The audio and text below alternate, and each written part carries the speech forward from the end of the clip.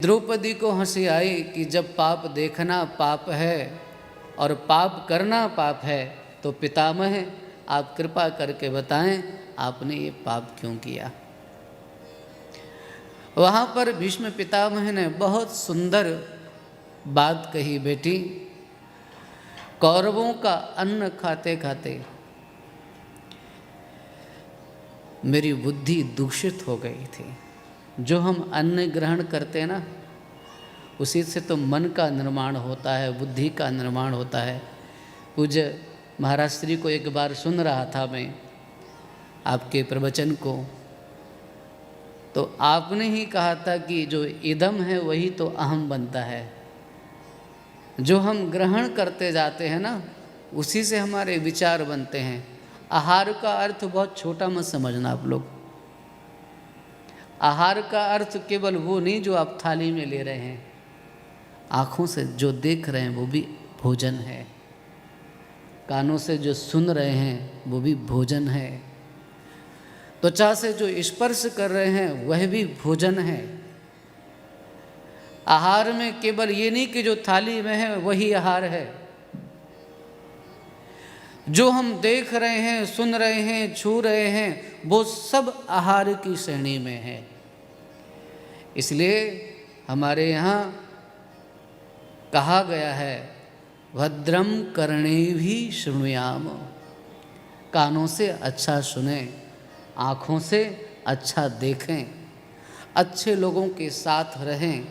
जैसे हम ग्रहण करेंगे, जैसे लोगों के साथ हम बने रहेंगे, हमारा एक ऑरा वैसा बनने लगेगा, हमारे आसपास वैसी ऊर्जा एकत्रित होने लगेगी, हमारे आसपास का माहौल वैसा बनने लगेगा, हमारे मित्र वैसे बनेंगे जैसे हमारी प्रकृति बनेगी, और प्रकृति हमारी निर्मित होगी भोजन से। तो सबसे ज़्यादा जो हम ग्रहण करते हैं उसमें शुचिता की आवश्यकता है। भगवत गीता में 3 प्रकार के आहारों के विषय में बताया गया। प्रेम से कहिए श्री राधे। सात्विक, राजसिक और तामसिक। और तामस गुण जब ज़्यादा बढ़ जाता है तो उसके 3 प्रभाव है, निद्रा, आलस्य, प्रमादोत्थम, तत्तामस मुदाहृतम। ये 3 चीज़ें बढ़ जाती हैं। और जब तामसिक व्यक्तियों का अन्न खाएंगे, इसका अर्थ ये भी है कि हम जिसका अन्न ग्रहण कर रहे हैं सोच समझ करके लें। आप मिठाई लेते हैं ना, तो स्वीट्स जो हमको लेना है वो उस दुकान का बहुत अच्छा है, कपड़ा हमें इस ब्रांड का चाहिए, हमारी ये चीज़ हमारी गाड़ी इस कंपनी की होना चाहिए, हमारी शर्ट इस कंपनी की हो। बहुत सारी चीज़ें हम ब्रांड देख करके, पर आपके पास जो आ रहा है उसमें भी कुछ ब्रांड देखते हो कि वो कैसे भी आने दो, किसी भी तरह से आने दो। ऐन कैने प्रकारेण जो अर्थ का उपार्जन होता है, यदि उसमें धर्म का ध्यान ना रखा जाए तो अर्थ भी अनर्थ का कारण बन जाता है। भीष्म पितामह ने कहा, दुर्योधन का दूषित अन्न खाने के कारण मेरी बुद्धि मलिन हो गई थी, अब रक्त बह चुका है, अब रक्त की शुद्धि हो चुकी है, अब मन में किसी भी प्रकार की मलिनता नहीं है। द्रौपदी चुप हो गई। तब भीष्म पितामह ने श्री ठाकुर जी से कहा कि अब आप सामने आइए। श्री ठाकुर जी से कहा कि अब आपसे झगड़ा है। शारदा मियाँ क्या कहा? अब आपसे 2 बातें मुझे करना है। पहली बात तो ये कि अभी तक भक्त जन गाते आए हैं, दीन बंधु दीनानाथ मेरी डोरी तेरे हाथ। आज इसको बिल्कुल बदल दो प्रभु, आज दीन बंधु दीनानाथ तेरी डोरी मेरे हाथ है। आज मैं जैसा कहूँगा वैसा आपको करना पड़ेगा। श्री ठाकुर जी समक्ष हो गए, और जब समक्ष हुए भीष्म पितामह ने अपनी बुद्धि को स्थिर किया और स्थिर करके श्री ठाकुर जी को देखते हुए अपने भाव पुष्प श्री ठाकुर जी के चरणों में समर्पित करने जा रहा है ये महापुरुष। और बुरा मत मानना, भीष्म पितामह की भक्ति प्रकाशित तो नहीं हुई, पर भीष्म पितामह मेरी दृष्टि में अंतरंग भक्त है। कुछ भक्त ऐसे होते हैं जिनकी भक्ति प्रकाशित होती है, लोग गाते हैं, पर भीष्म पितामह श्री ठाकुर जी के अंतरंग भक्त हैं। उनकी भक्ति बहुत ज़्यादा प्रकाशित तो नहीं हुई, पर वे श्री ठाकुर जी के परम भक्त हैं। और ये भक्ति उनको सदाचार से मिली है, ये भक्ति उनको परमात्मा की कृपा से नहीं मिली है, महात्मा की कृपा से नहीं मिली। बुरा मत मानना, ये भक्ति उस महापुरुष को एक पिता की कृपा से उसको परम पिता का साक्षात्कार हुआ है। अपने पिता के लिए जीवन पर्यंत जो उन्होंने ब्रह्मचर्य व्रत का पालन किया, मेरे पिता को कोई कष्ट ना हो, मेरे पिता को कोई पीड़ा ना हो, इसके लिए उनके वचन की रक्षा के लिए मैं वचन लेता हूँ कि अगर मेरी विमाता को इस बात का भय होगा कि मैं राज्य गद्दी पर बैठूंगा तो विमाता का जो पुत्र है, सौतेली माँ का जो पुत्र है, उसे राज्य नहीं मिलेगा। राज्य की बात है ना, तो अपने पिता के सुख के लिए, अपने पिता के वचन की रक्षा के लिए मैं वचन देता हूँ कि मैं आजीवन ब्रह्मचर्य व्रत का पालन करूँगा और अब विवाहित नहीं ब्रह्मचारी रहूँगा। अब विवाहित और ब्रह्मचारी में बहुत अंतर है। नैष्ठिक ब्रह्मचारी बनकर के अपना जीवन व्यतीत करूँगा। और उसको पूरा जीवन पर्यंत इस महापुरुष ने निभाया, और उसी का फल है ये कि आज श्री ठाकुर जी उनके सामने खड़े हैं। अरे कौन नहीं चाहता है, हम लोग प्रार्थना करते हैं कि अंत समय में श्री ठाकुर जी आएँ। और शास्त्र कहते हैं जो अंत में जैसा स्मरण करते करते हुए शरीर छोड़ता है उसको तद्गति की प्राप्ति होती है, वैसी ही गति की उसको प्राप्ति होती है।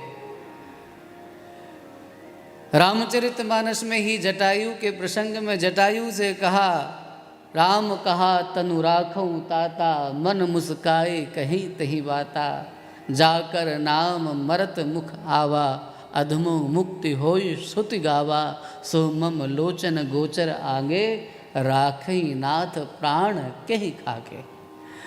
अरे जीवन का फल तो यही है कि आप मिल जाओ और मृत्यु उसकी दंड हो जाए जिसकी मृत्यु के समय आप सामने खड़े हो। इससे अच्छा और क्या होगा मेरे लिए मंगलकारी, इससे अच्छा मेरे जीवन में कुछ और अवसर नहीं आएगा। यही स्थिति भीष्म पितामह की है। सामने श्री ठाकुर जी खड़े हैं और कह रहे हैं, कहो पितामह, अगर तुम्हारा मन हो तो तुम्हें इच्छा मृत्यु का वरदान प्राप्त है, तुम चाहो तो अपने प्राणों को रख सकते हो। लेकिन भीष्म पितामह ने कहा, प्राण रखने में फायदा नहीं है, ये अवसर फिर नहीं आएगा। प्राणाधार सामने खड़े हुए हैं, अब तो जिनकी ये वस्तु है उन्हें सौंप देने में ही भलाई है। ये देह का उपहार हे नाथ आपके द्वारा मिला है, आपकी कृपा से ही। बिन हरि भगवान दुर्लभो मानसो देहि, ये देह दुर्लभ है, भगवान की कृपा के बिना मिलता नहीं है। आपकी कृपा से ये दुर्लभ देह प्राप्त हुआ है। अब इस देह दुर्लभ को जो वस्तु आपसे प्राप्त की थी, ये कितनी अच्छी बात है कि जिसकी वस्तु है उसी को सौंप दिया जाए। यही तो सन्यास है। भीष्म पितामह भी आज यही सन्यास कर रहे हैं। प्रभु ये देह आपके द्वारा उपहार में दी गई है, आपकी वस्तु आपको समर्पित हो जाए, आपके सामने हो जाए, इससे बड़ा और क्या होगा। सामने से ठाकुर जी को खड़ा कर लिया, बोले उपहार तो अर्पण करूँगा, पर जिसको उपहार अर्पण कर रहा हूँ जरा एक बार उसकी छवि का दर्शन तो कर लो। श्री ठाकुर जी सामने खड़े हुए, ऐसे नहीं प्रभु। कैसे? बोले थोड़ा सा गर्दन झुकाइए। अच्छा गर्दन ऐसी टेढ़ी कर ले, बोले थोड़ी सी कमर भी टेढ़ी कर लीजिए, थोड़ी सी कमर टेढ़ी। अच्छा थोड़ा सा पाँव भी टेढ़ा, बांके बिहारी बोलते हैं ना, तो 3 जगह से टेढ़े, 3 जगह से टेढ़े हो गए। बोले बस प्रभु अब बिल्कुल आप ठीक दिख रहे हैं, अब मैं अपनी एक कन्या है जो आपको अर्पण करने जा रहा हूँ। सब ऋषि मुनि चकित, इस महापुरुष ने जीवन भर शादी नहीं की, ब्रह्मचारी है, अब इसकी बेटी। प्रभु जो मेरी कन्या है ना, जिससे मैं विवाह करना चाहता हूँ, तो पहले उस कन्या का नाम जान लीजिए। इति मति रूप कल्पिता वितृष्णा, ये जो मेरी मति रूपी कन्या है ना, इसी का विवाह करना चाहता हूँ। कन्या है ये कैसे पता? बोले वितृष्णा, अभी तक इसके मन में और कोई इच्छा नहीं है, अनवद्या है ये, इसके मन में और कुछ पाने की लालसा नहीं रही है, अर्थात विषयों का वर्णन नहीं किया कभी, व्यभिचारिणी नहीं है ये सदाचारिणी है, केवल और केवल आपका ही चिंतन करती है। ऐसी कन्या का आपसे विवाह करते हुए मेरे मन में आया कि मैं जरा देख तो लूँ कि वर कितना सुंदर है। देखो वर सुंदर हो ना तो उसको क्या, कन्या सुंदर हो तो उसे क्या कहते हैं, क्या कहते हैं हर्ष? कन्या सुंदर हो तो सुकन्या, क्या कहते हैं? सुकन्या। लेकिन वर सुंदर हो तो उसे सुवर नहीं कहना चाहिए, क्योंकि सु उपसर्ग सभी के साथ नहीं लगता है, सही है ना? तो सु उपसर्ग सबके साथ नहीं लगाना। तो हमारी इस कन्या तो सुकन्या है, पर जो वर है वो परम सुंदर है क्या? बोले मैंने देख लिया, वो परम सुंदर नहीं है, त्रिभुवन सुंदर है।